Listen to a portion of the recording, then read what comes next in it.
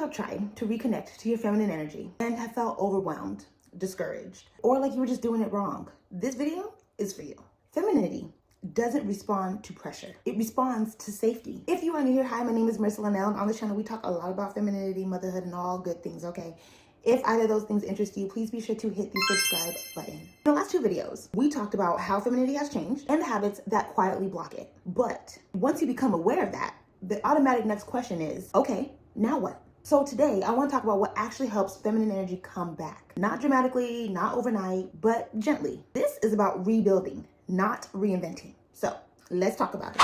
First thing to do is start with less, not more. One of the most surprising things that I've learned and other people have learned is femininity rarely comes back when you add more. It actually comes back when you take off the pressure. A lot of us, okay, we try to heal by optimizing new routines, new rules, new expectations. But the reality is, feminine energy usually returns when there's less demand on your body and mind. Sometimes the most feminine thing you can do is stop asking yourself to do better or to do more. Next is create micro moments of safety. Femininity doesn't need grand gestures.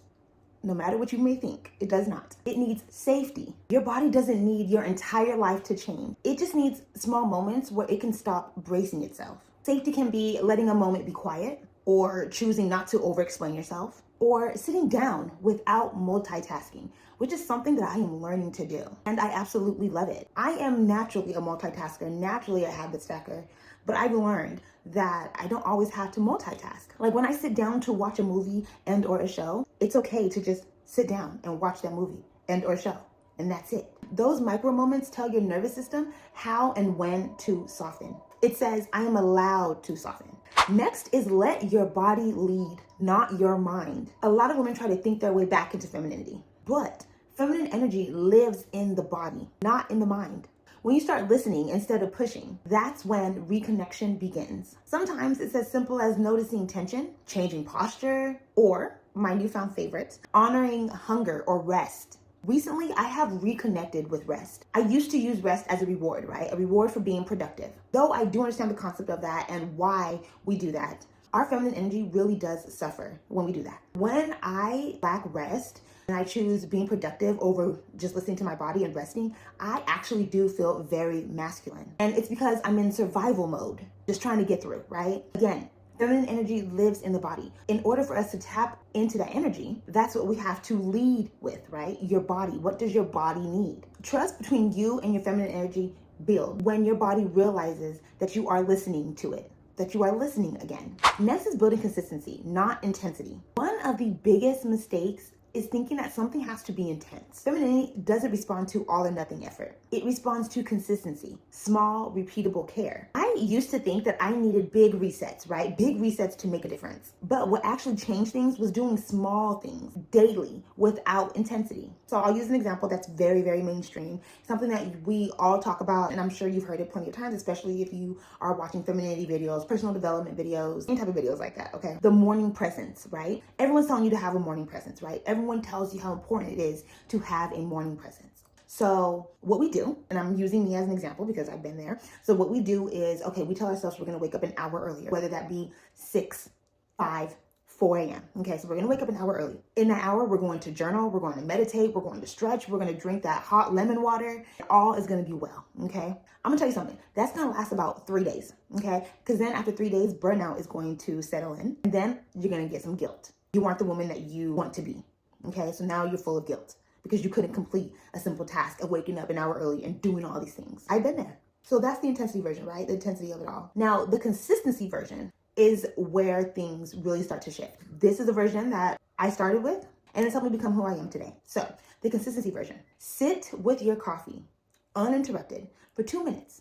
Just 2 minutes. That's all you need. No phone, no rushing, just sit with your coffee, sit with your thoughts, your coffee, your tea, your hot water, lemon, whatever it is that you're drinking in the morning, sit with it for 2 minutes. Do it every day, even on busy mornings. Eventually, those 2 minutes will turn to 4 minutes, 5 minutes, 6 minutes, 20 minutes. Let me tell you why this works. Your body learns safety with repetition, not performance. The intense version is a performance, which is why your body does not learn it. Your body does not feel safe in it. The consistency version, starting with little bitty habits, to make one big change is where your body feels safe. 5 minutes of presence every day does more than one perfect routine once a week. So the goal here is stop trying to perfect your mornings. Start by having present ones. The consistency of it all tells your body, I'm not going to abandon you again. The intensity of it all tells your body, I expect you to change quickly. Femininity responds to the first one, consistency. Next is redefining self-care. Self-care used to feel like something I had to earn, but in this season, I learned that self-care is often invisible. It's boundaries. It's saying no without any justification. It's earlier nights to bed. Femininity grows where there is permission, not punishment. Next is choose environments that support softness. Environment matters more than we think, and that's in any environment. Pay attention to the spaces and conversations that make you tense. A quick example of a space, it can be as simple as a grocery store, okay? Have you ever felt the difference of when you go to a more expensive grocery store versus a budget-friendly grocery store? The environments are different, right? At the more expensive grocery store, you're probably in your little softer area. You're probably relaxed. At the budget-friendly grocery store, you're probably a little bit more guarded, right? Or is that just me?